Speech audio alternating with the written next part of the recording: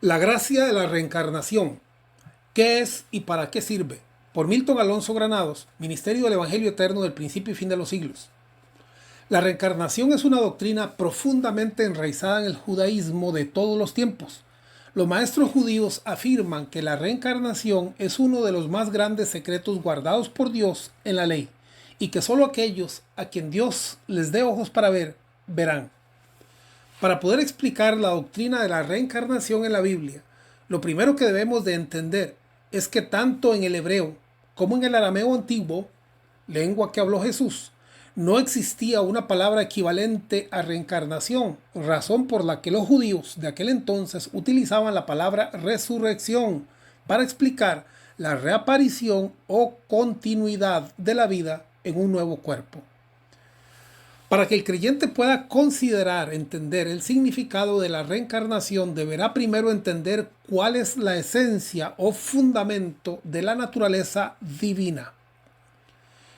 En primer lugar, el creyente deberá de entender o tener muy claro que Dios es un Dios de propósitos y no de casualidades, de tal manera que conociendo Dios el pasado, el presente y futuro, todo lo que existe ha sido creado bajo un plan, diseño o propósito eterno. Toda la escritura debería ser juzgada o discernida en conformidad a los atributos de Dios.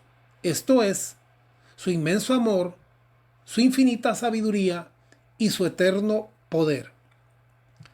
Ante la imponente gloria divina, el apóstol Pablo no pudo más que calificar la grandeza de Dios como una que es infinita e indescriptible.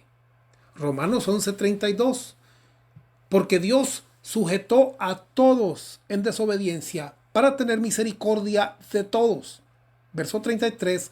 Oh profundidad de las riquezas, de la sabiduría y de la ciencia de Dios. Cuán insondables son sus juicios e inescrutables sus caminos. Existe una gran verdad, y es que para tan siquiera intentar describir a Dios y sus juicios, el creyente deberá mantener siempre en su corazón que la base, esencia o naturaleza divina descansa sobre la eternidad de su gran amor, su omnipotencia, omnipresencia y omnisciencia. O sea, que Dios en su infinita sabiduría e incalculable poder todo lo ha creado en amor y lo ha sellado en conformidad a los designios de su perfecta voluntad.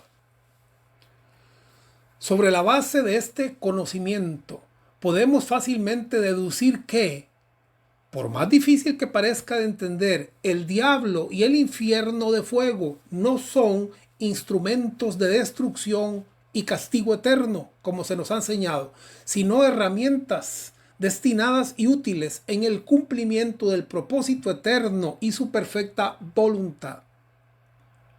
El alma o vida de Dios en todas las cosas. Esta es una parte muy pero muy importante para poder descifrar todo esto que estamos hablando el día de hoy.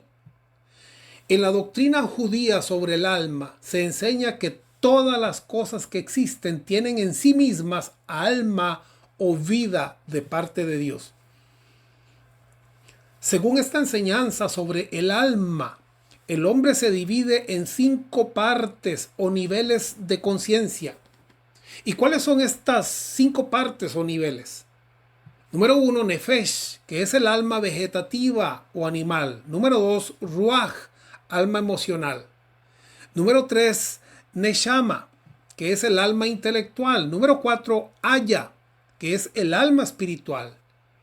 Número 5, Yeida, que es el alma de Dios fundida con toda su creación.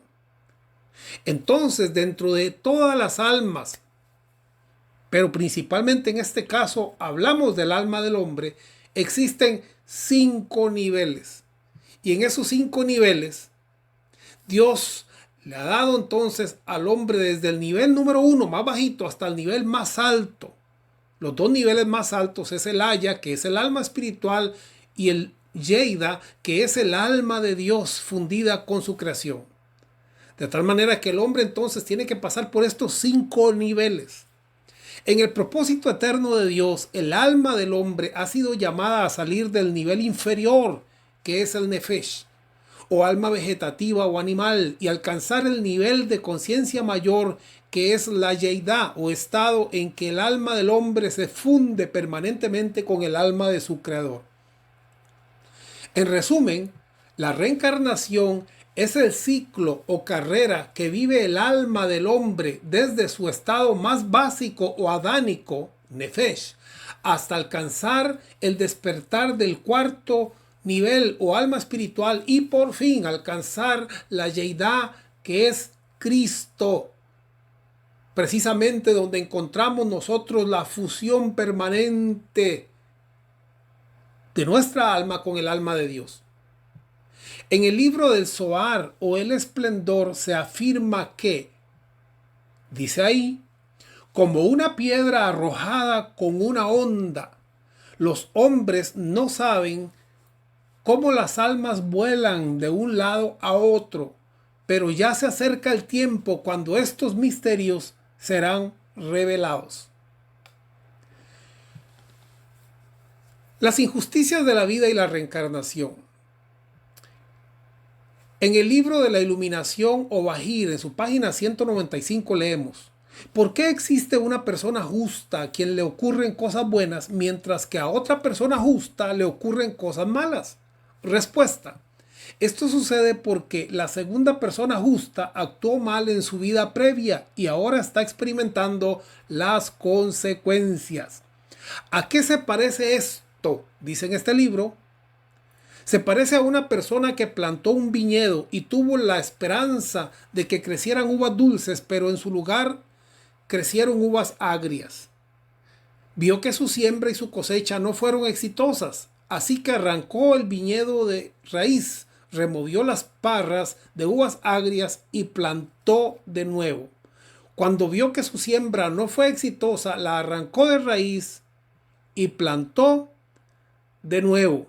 El libro judío número 2 del Esplendor o Zohar, en su página 99b, se nos dice ahí que todas las almas están sujetas a la reencarnación y la gente no conoce los caminos de Dios, bendito sea.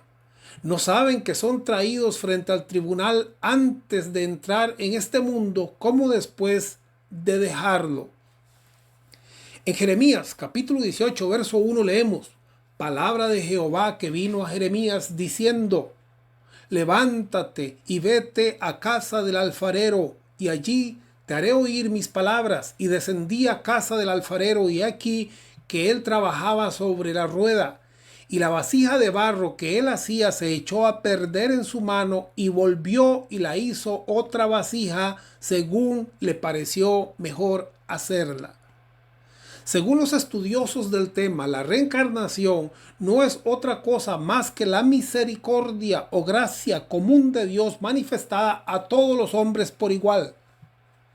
No todos los hombres tienen el éxito de alcanzar en una misma vida el nivel 5 y ser unificados permanentemente con el alma de Dios o Cristo. Para ellos existen otras oportunidades para encontrar el camino y alcanzar la puerta de salvación.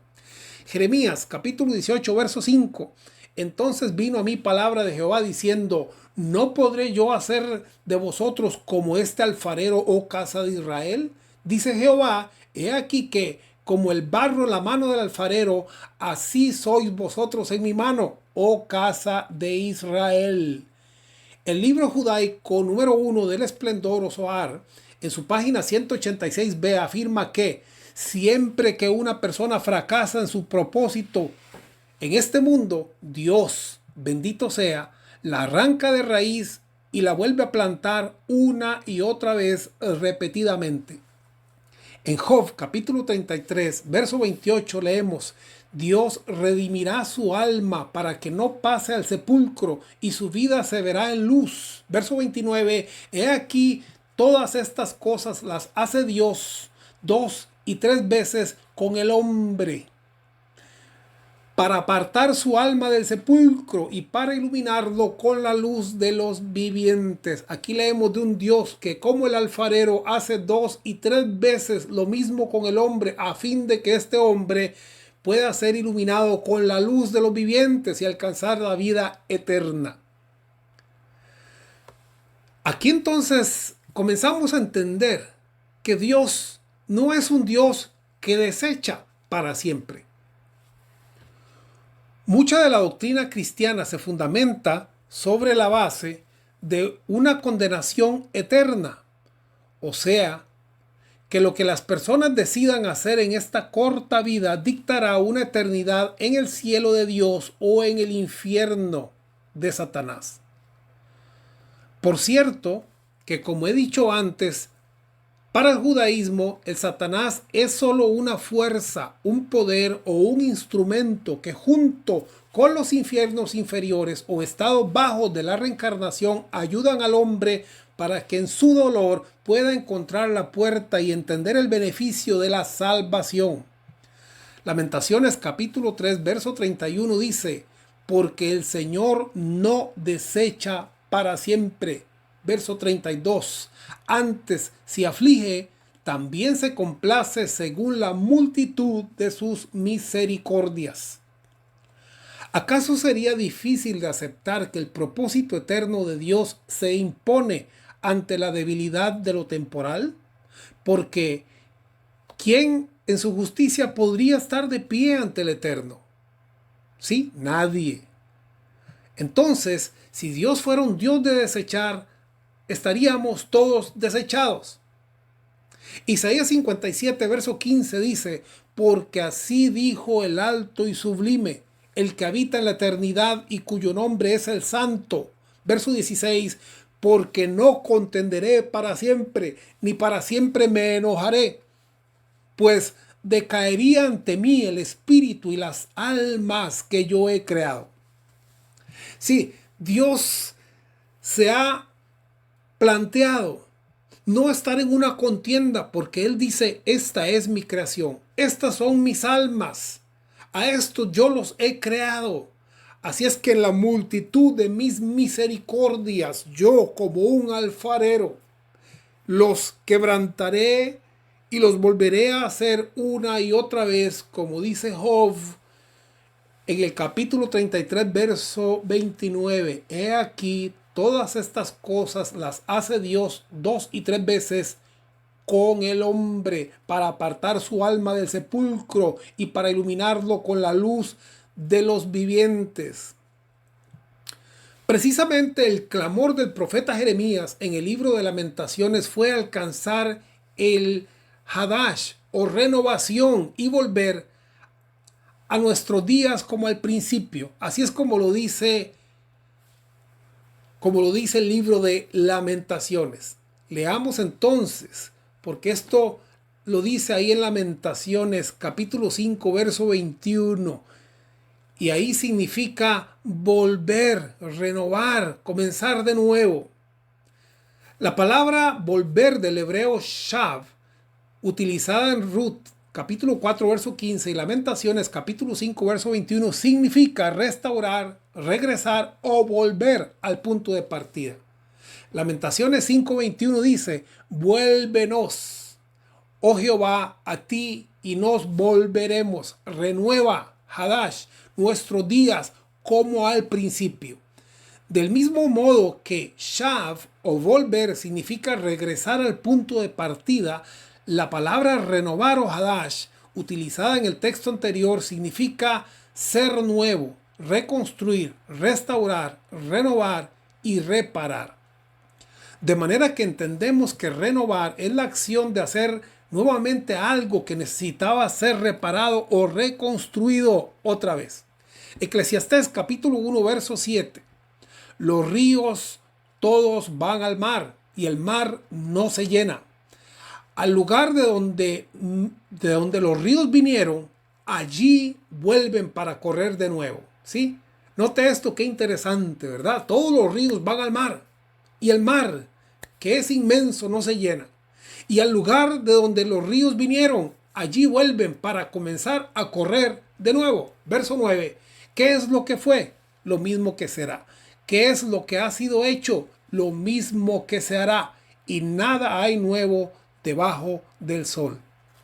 En esta simbología podríamos identificar al mar como a Dios y los ríos que corren hacia Él como las almas de sus hijos. Dentro de este continuo viaje o recorrido, todos los ríos vuelven por un espacio de tiempo al mar y nuevamente continúan su recorrido. Eclesiastés capítulo 1 verso 10 dice: ¿hay algo de que se pueda decir, he aquí esto es nuevo? Ya fue en los siglos que nos han precedido. Verso 11, no hay memoria de lo que precedió, ni tampoco de lo que sucederá. Habrá memoria en los que serán después. Sí, hablando de memoria, que este es un tema muy interesante, en la escritura se nos habla del libro de la vida, del libro de las obras o libro de las memorias. Pero, ¿qué significa o qué significado tiene el libro de las memorias? ¿Acaso Dios tiene que apuntar todo porque se le olvida? Delante de Dios está escrito un libro de memoria, en el cual quedan consignadas las buenas acciones de quienes temen al Señor y de los que piensan en su nombre. Malaquías capítulo 3 verso 16. Este libro es el registro del buen proceder de aquellos que piensan y actúan en conformidad a la gloria del Padre y de su buen nombre. Cada una de las palabras de fe dichas por el creyente, su entrega y su servicio por la obra de Dios, todos sus actos de misericordia y amor están registrados en el cielo. A esto se refiere Nehemías, capítulo 13, verso 14, cuando dice: acuérdate de mí por esto, Dios mío, y no borres las obras de misericordia que he hecho para la casa de mi Dios. Biblia Las Américas. En el registro divino o libro de las memorias de Dios está inmortalizado todo acto de justicia. Está registrado fielmente todo padecimiento y lucha por la causa de Cristo y el amor a su justicia. El Salmo 56 verso 8 dice: tú has visto mi sufrimiento, has recogido mis lágrimas. ¿Acaso no tienes todo eso registrado en tu libro? Biblia, palabra de Dios para todos. Para el creyente, el que Dios registre en su libro sus acciones equivale a que Dios mantenga intacta sus obras o memorias para bendición.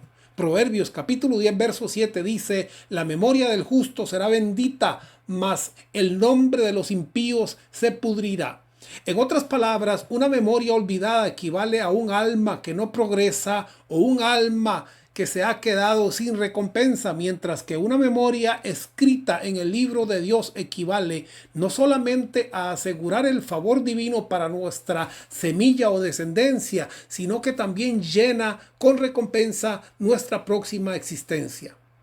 En Apocalipsis capítulo 14 verso 13 leemos: oí una voz que desde el cielo me decía: escribe, bienaventurados de aquí en adelante los muertos que mueren en el Señor. Sí, dice el Espíritu, descansarán de sus trabajos, porque sus obras, sí, su alma, sus memorias, con ellos siguen.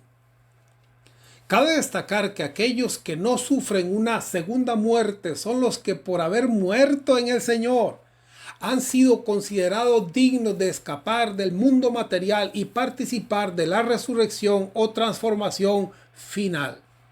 En Salmo 34 se nos dice: cantad a Jehová vosotros sus santos y celebrad la memoria de su santidad. La palabra hebrea seker o memoria significa recuerdo, memorial, y también es utilizada para recordar el pacto o alianza de Dios para con el hombre. Por ejemplo, Dios dice en el libro del Éxodo capítulo 3 verso 15: este es mi seker o memorial por todos los siglos. Sí, Dios tiene un memorial, Dios tiene una memoria, Dios tiene un pacto, Dios tiene una alianza. Por eso es que su memoria, dice el Salmo 34, y celebrar la memoria de su santidad, porque esa es la memoria, es nuestra memoria, es nuestra alma escrita ahí, es nuestras acciones escritas ahí para recompensa y para bendición. Es en esta memoria, pacto o memorial, que los israelitas han visto el cumplimiento de la promesa profética que dice en Isaías capítulo 43, verso 25, yo soy el que borro tus rebeliones por amor de mí mismo y no me acordaré de tus pecados. O sea, que los israelitas, a pesar de haber sufrido tanto y ser destruidos y ser esclavizados, ellos creen a una promesa que aunque no se cumpliese en aquel tiempo, la profecía tendrá cumplimiento en algún momento a través de la historia de Israel. Dios a cada uno de sus hijos habrá de cumplir el pacto. ¿A través de qué? A través de la disciplina, a través de la enseñanza, a través del equilibrio, a través de las diferentes vidas. Entonces, si Dios es un Dios de perdón y de múltiples misericordias, ¿cuál es la suerte del impío? Que aunque no ama la justicia, ya no es considerado como un pecador. En Salmo 102, verso 26 dice, ellos perecerán y todos ellos como una vestidura se envejecerán, como un vestido los mudarás y serán mudados, pero tú eres el mismo. Para el salmista, la suerte de todos aquellos que se pierden o perecen fuera del sequer, o fuera de la alianza, o de la memoria de recompensa, es ser mudados o vestidos nuevamente. Job capítulo 10, verso 11, me vestiste de piel y carne y me tejiste con huesos y nervios. La suerte de ellos, a pesar de perderse, es ser ganadores. Aunque ellos perezcan en esta vida, la gracia divina les permitirá ser mudados una y otra vez. La rueda de la vida seguirá rodando y los ríos continuarán fluyendo hacia el mar en un ciclo constante hasta que estos sean capaces de escuchar el llamado a la transformación final y alcancen de esta manera la salvación eterna o salvación plena que ha sido preparada para cada uno de ellos. Todo el tiempo que la persona no tiene éxito y no logra cumplir su propósito en este mundo, el santo, bendito sea, lo desentierra y lo vuelve a sembrar una y otra vez. 1 Timoteo capítulo 4, verso 9, palabra fiel es esta y digna de ser recibida por todos. Verso 10, que por esto mismo trabajamos y sufrimos oprobios, porque esperamos en el Dios viviente, que es el Salvador de todos los hombres, mayormente de los que creen. El apóstol Pablo entrega un mensaje que califica como fiel y digno de ser recibido por todos. Según él, la causa de sus trabajos, sufrimientos y oprobios es el mensaje contenido en esa palabra fiel y digna de ser recibida por todos. Su mensaje es claro, y a pesar de saber que esta palabra no será bien recibida por todos, el apóstol se levanta como fiel defensor de la fe y de la gracia, y según el diseño o propósito divino afirma con valor y determinación que Dios es el Salvador de todos los hombres, mayormente de los que creen. Jonás y el gran pez. El rabino judío Gaón de Vilna, en su comentario al libro de Jonás, hace una comparación simbólica del llamado de Jonás y su misión a Nínive. Él dice, Jonás es la Neshama o alma a quien se le encarga una misión para cumplir en este mundo, perfeccionarse a sí misma. La Neshama sube a un barco para viajar a través de este mundo. Este es el cuerpo, pero la persona intenta escaparse de Dios y evitar cumplir su misión. Finalmente el individuo es tragado y parte de este mundo dejando su misión incompleta. ¿Qué ocurre entonces? Y la palabra de Dios llegó a Jonás por segunda vez diciendo, levántate, ve a Nínive. Jonás capítulo 3, verso 1 y 2. El alma es enviada nuevamente a la tierra para que pueda terminar de cumplir con su misión. Esta nueva oportunidad es la que miran los estudiantes de la profecía cuando leen al profeta Ezequiel capítulo 36, verso 26. Os daré corazón nuevo y pondré espíritu nuevo dentro de vosotros y quitaré de vuestra carne el corazón de piedra y os daré un corazón de carne. Verso 27, y pondré dentro de vosotros mi espíritu y haré que andéis en mis estatutos y guardéis mis preceptos y los pongáis por obra. La gracia de Dios hace que la obra divina se perfeccione en la vida del hombre sin importar el tiempo que transcurra desde su nacimiento hasta el día de su plena salvación. Ezequiel capítulo 37 verso 4 me dijo entonces: profetiza sobre estos huesos y diles: huesos secos, oíd palabra de Jehová. Verso 5: así ha dicho Jehová el Señor a estos huesos: he aquí, yo hago entrar espíritu en vosotros y viviréis. Este mundo es semejante al valle de huesos secos que le fue mostrado al profeta Ezequiel. Gran parte de la humanidad ha partido y otros partirán sin haberse encontrado con la ley del espíritu de vida. La pregunta aquí es: ¿creemos que Dios es capaz de vivificar aquello que ya murió? ¿Podrá Él con su poder hacer que los huesos secos se levanten y poner espíritu en ellos de modo que caminen por la tierra de los vivientes nuevamente? Ezequiel capítulo 37 verso 12: por tanto profetiza y diles: así ha dicho Jehová el Señor: he aquí, yo abro vuestros sepulcros, pueblo mío, y os haré subir de vuestras sepulturas y os traeré a la tierra de Israel, y sabréis que yo soy Jehová cuando abra vuestros sepulcros y os saque de vuestras sepulturas, pueblo mío. En esta hermosa profecía se nos deja conocer a un Dios de vivos, a un Dios de oportunidades y de resurrección. La promesa a Israel es de cumplimiento. Dios les levantará de sus sepulturas y trayéndoles a la tierra de Israel nuevamente les permitirá encontrar la plena salvación. Ezequiel capítulo 37 verso 6: y pondré tendones sobre vosotros y haré subir sobre vosotros carne y os cubriré de piel y pondré en vosotros espíritu y viviréis y sabréis que yo soy Jehová. Oseas capítulo 13 verso 14: de la mano del Seol los redimiré, los libraré de la muerte. Oh muerte, yo seré tu muerte y seré tu destrucción. Oh Seol, la compasión será escondida de mi vista. Es de esta gloria, de esta gloriosa revelación profetizada por Oseas, que el apóstol Pablo, recibiendo confirmación divina, escribe en su primera carta a los Corintios, capítulo 15, verso 53, porque es necesario que esto corruptible se vista de incorrupción y esto mortal se vista de inmortalidad.